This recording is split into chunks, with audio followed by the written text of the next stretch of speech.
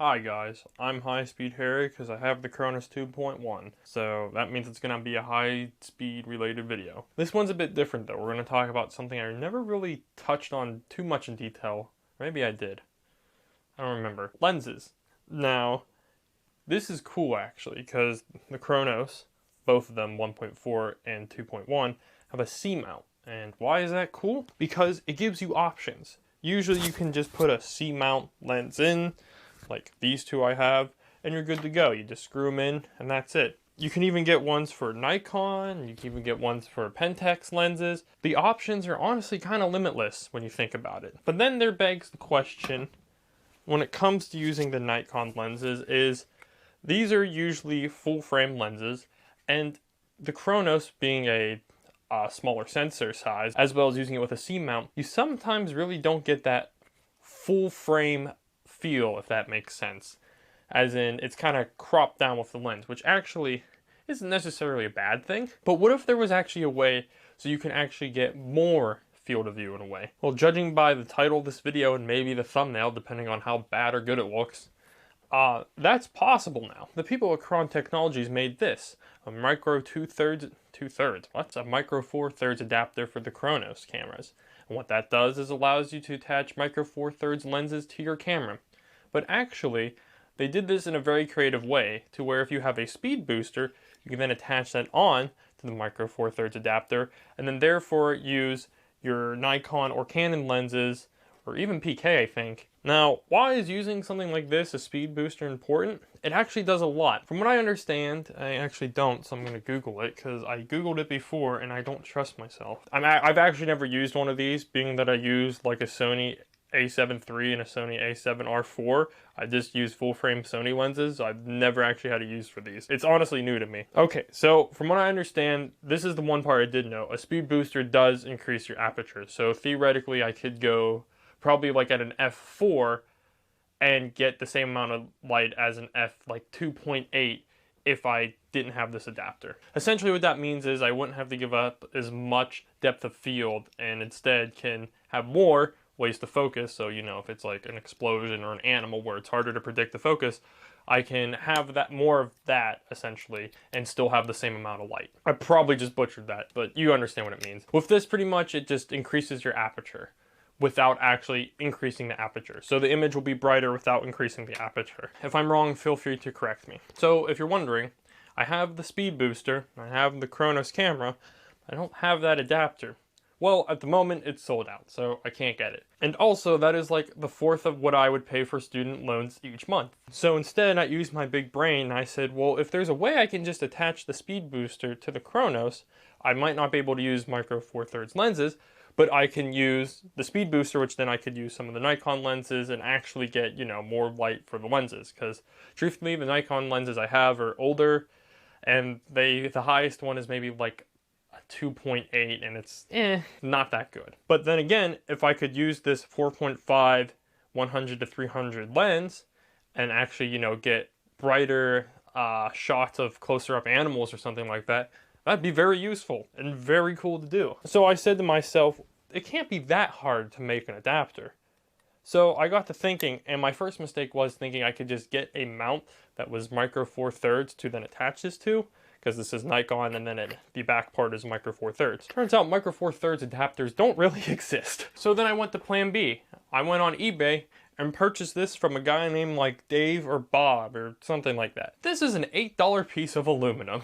So my idea is to cut this in the shape of an adapter and then somehow stick this lens on and then mount it to the Chronos. Unfortunately though, what that means is I wouldn't be able to use a micro four thirds lens on the camera, but that's okay with me as I don't have any. So that's pretty much the concept of this is I want that and I can't really afford it, but I wonder if I can make my own the cheaper DIY way and see how well it works. So what I'm going to do now is I'm going to pass this off to me in the future and my friend Logan, who's going to help me make this. Catch, it's sharp.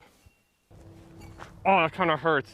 And here we have the aluminum. I'm not going to be drilling this. My friend Logan is. I don't even know if you're in frame. I hope this is. I hope you are. I'm standing right in front of it. Oh my goodness, I have to record this. Logan has got me a McGriddle. I have been talking about this for like, how long have I been talking about this? Like a good 2 weeks. Like 2 weeks? Oh my God, I definitely owe you for this. This is the second McGriddle I've had, like in my life. The last time I had one, I was like, man, it tastes good. I want another one. Yeah, remind me to like pay you extra 20 bucks for that. Because that was so, I've been asking for these for so long. You want to make fun of my schematics I drew? I just see 2 circles. I don't really know what the arrow is. Oh, that's marking that it's 1 1/4 inch. Oh, that's a lovely sound.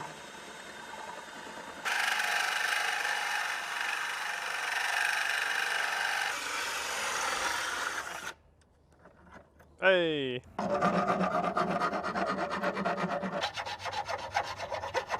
Now here's a good question. Why is the whole thing hot? It's vibrating. Is that how science works? Kinda. I don't think Mr. Hole's centered. This hole? Yeah. Off by a little bit. Again, if that whole thing's botched, I have another one. And if not, I think Dave will sell me more $8 aluminum. I'm not too worried about losing it. I think I'm going to attempt to film you with the drill in high speed because I think it'll look really good. A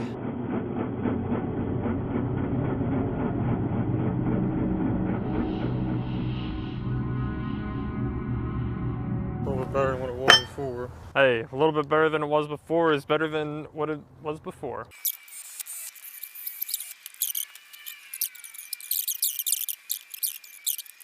Some of the aftermath. It's literally just like turning a screwdriver, but it puts threads in it for you. Is it satisfying to do? No. Makes your wrist hurt after a while. Really? Because it's a little bit tighter than a screw. I don't know how good of a threads they are. Hey, There's listen. threads in there. The fact that you even bothered to put threads in is already just like more effort than I thought would go into it. Because we have to cut it in half and then somehow, Trim this down. yeah, trim that down. And then, yeah, it'll be ready.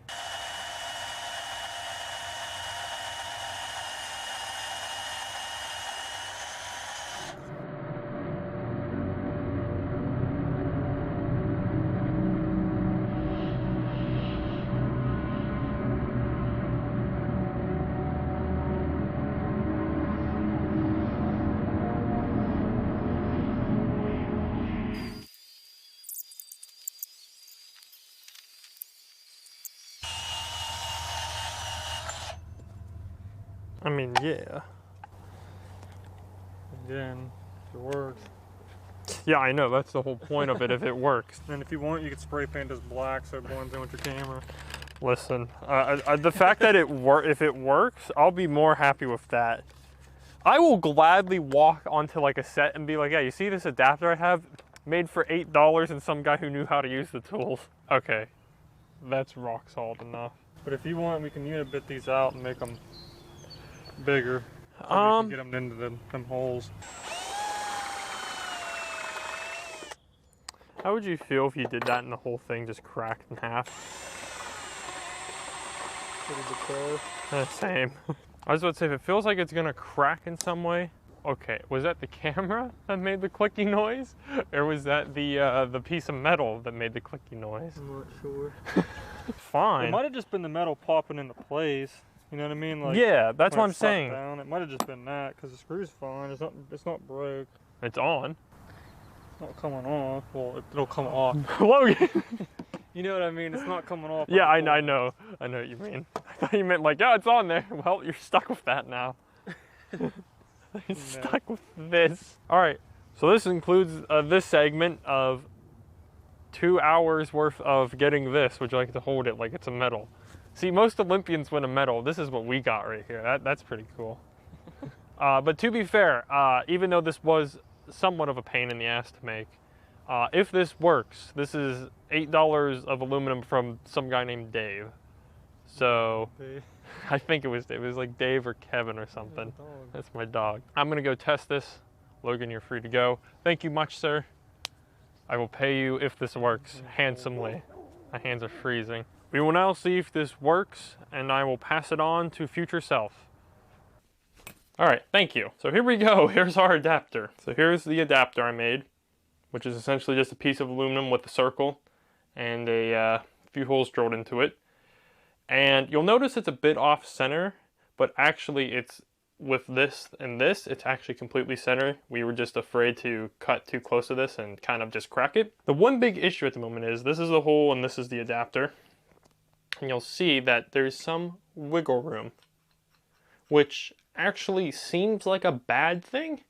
But say if I mount it on the camera and it's slightly crooked, I would have some wiggle room then to push this left, right, up and down or whatever to try to get it lined up. Now, ideally, I'm pretty sure everybody was hoping I'd find a way to just mount this onto this and call it a day, but no, I don't know how to make a micro four thirds thread. And that's where the video idea kind of stopped for like 2 weeks. So trying to figure out how to attach the adapter to the aluminum plate was something that I put too much thought in, and the solution was actually really simple. I actually do have it mounted on the Chronos to see if it would even fit to continue the video. But before I show you, let me just say the idea was to get an aluminum bar. This is going to be hard to explain, but pretty much I just drilled 4 holes into an aluminum bar, and I was able to mount it to the adapter, then mount the adapter through the plate into the camera and it being held by mounting pressure.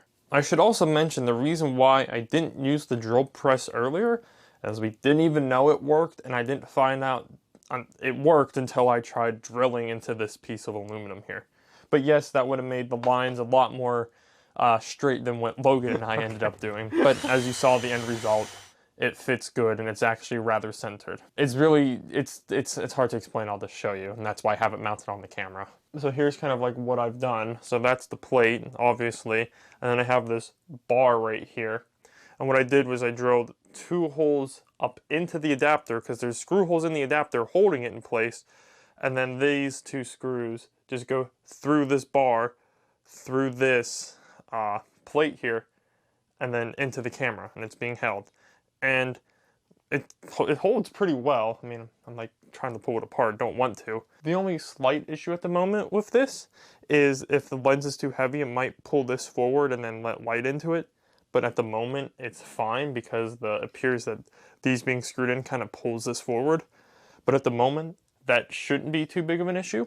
When I first tried to like put this together, I ended up using a zoom lens as I don't have a Nikon prime lens. So then I bought this one on clearance, AF Nikkor 50mm 1.8 lens. I wanted a prime lens, that way when I just chuck it on using the C-mount or my adapter, that when I do the test I won't have to get the proper zooming right, and we'll see if like how the adapter affects it essentially. To demonstrate the whole point of the test, to see, you know, if the focus adapter does, you know, let in more light and whatnot, to see that difference, I'm actually going to be using not the Godex lights, but a cheaper light. Because if I use the Godex light, then I feel like there wouldn't be a noticeable difference because the lights are so powerful. But if I use this cheaper LED light here, it'll be really dark on the Chronos, but hopefully seeing the difference will be really noticeable. So that's the plan. We're going to go with the C-mount first, and then we're going to go with the homemade adapter. I should mention though that this fits really well. I have no idea if it works.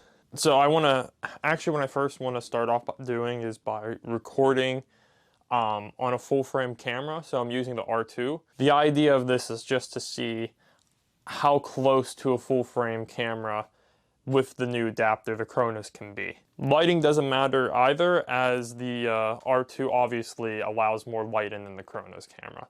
This is again just a base to see how much fits in the frame wise. Alright, so this is the Chronos, the C-mount adapter to Nikon. So we're going to just simply do a black calibration. The cap is on, I still hold my hand in front of it, force of habit. So besides doing a black calibration for each adapter, I'm also going to keep it at 1000 frames and have a 180 degree shutter. So right now, you can't see anything. So this is you can kind of see a little bit on the screen, and that's at f5.6. Now obviously if I go straight to f1.8, the picture actually doesn't look too bad. But again, I want to actually see a huge difference. So I think what I'll do, 2.8 to 1.8, there's actually a decent difference. So that's 2.8 and that's 1.8. And so theoretically, this is what 2.8 should look like with my homemade adapter, because it's exactly an f-stop down. So I think for this, I'll just do it at a 2.8, and I'll focus. This is the focusing point of it. It's not really in focus, but you can already tell. So I know it's not in focus, but again, that's okay for this test. Ideally, what I'm trying to do again is get equivalent to a full frame camera of 50 mil. You can tell already that because of the small sensor size, it's already cropped down a little bit. But to showcase this, I'm going to just film it exactly where the tripod is.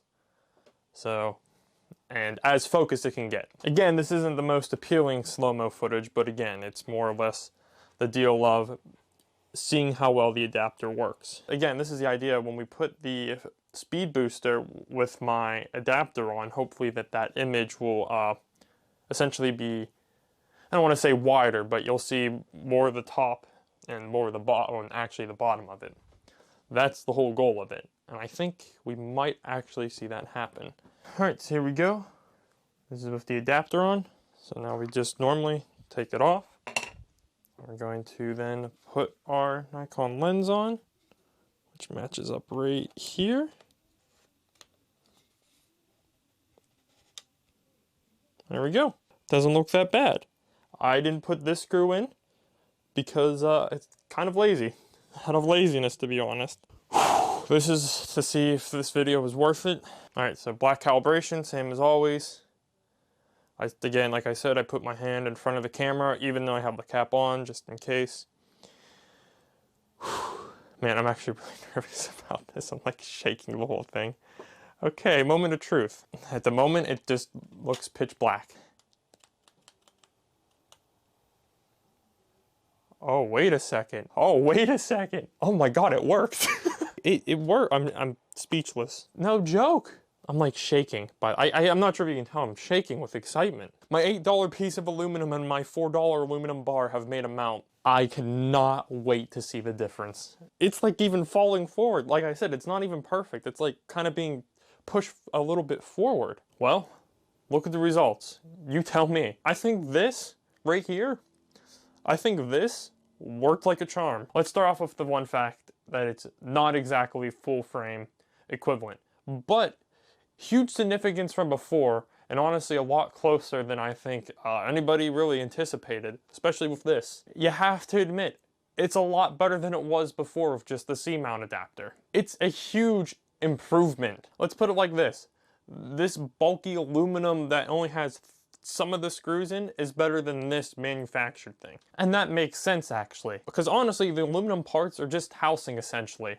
What's doing all the work is the speed booster. But with that being said, this is something I did by myself where I really don't have that great of engineering skills. Is that the proper word? Obviously I know how to work a drill press and work basic tools. And some of you guys may or may not be able to do that.